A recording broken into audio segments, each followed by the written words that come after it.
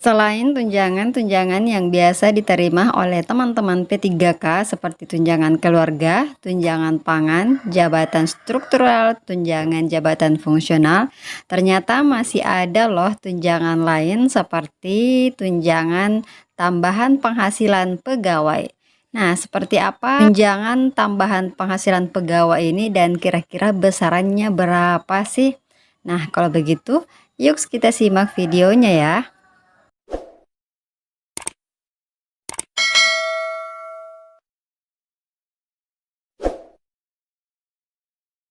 Assalamualaikum warahmatullahi wabarakatuh. Hai teman-teman semua, kembali lagi bersama saya Hidayah di channel Info Dunia ASN.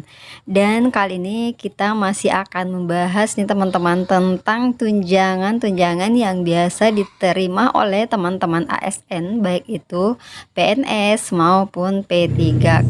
Ya, bisa kita lihat ya pada Peraturan Presiden Nomor 98 Tahun 2020 tentang gaji dan tunjangan pegawai pemerintah dengan perjanjian kerja, tepatnya ada pada pasal 4 teman-teman, yang mana pada pasal 4 ayat 2 ini dikatakan bahwasannya tunjangan P3K sebagaimana dimaksud pada ayat 1 terdiri atas tunjangan keluarga, tunjangan pangan, tunjangan jabatan struktural, tunjangan jabatan fungsional, atau tunjangan jabatan lainnya.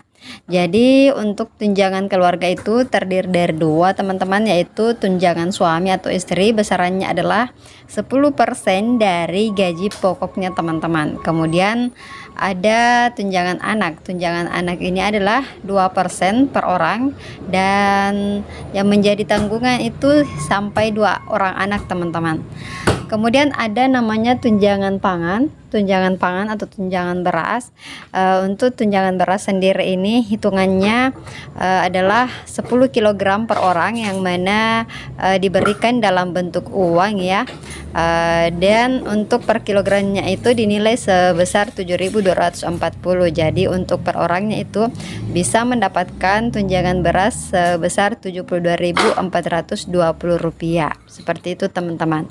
Kemudian ada tunjangan jabatan struktural, jabatan fungsional, dan tunjangan lainnya ini seperti tunjangan BPJS ya, tunjangan jaminan kecelakaan kerja, jaminan hari tua, seperti itu teman-teman. Nah, di sini Hidayah akan membahas tentang tambahan penghasilan pegawai.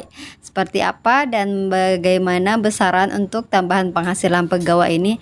Coba langsung kita cek ya teman-teman, salah satu situs resmi dari Badan Pengelolaan Keuangan dan Aset Daerah Kabupaten Kuningan. Kita coba cek ya informasinya. Ini diunggah per 2 November 2023. Di sini dibahas tentang kebijakan tambahan penghasilan pegawai ASN pada APBD tahun anggaran 2024. Nah, coba kita cek informasinya seperti apa ya. Di sini dikatakan bahwasanya tambahan penghasilan pegawai atau TPP ASN merupakan penghasilan yang diberikan secara bulanan kepada pegawai di luar gaji upah, tunjangan jabatan, tunjangan fungsional, dan tunjangan fungsional umum berdasarkan kelompok jabatan, penilaian kinerja, dan kedisiplinan. TPP diberikan setiap bulan sebanyak 12 kali selama 1 tahun anggaran, ditambah dengan TPP untuk gaji ke-13 dan tunjangan hari raya yang besarannya disesuaikan dengan peraturan perundang-undangan yang diterbitkan oleh pemerintah. Jadi jelas teman-teman bahwasanya untuk pemberian TPP di sini ya disesuaikan dengan kemampuan keuangan daerah, dan itu diberikan setiap bulan sebanyak 12 kali, dan ternyata teman-teman ya ada istilahnya juga TPP untuk gaji ke-13 dan tunjangan hari raya.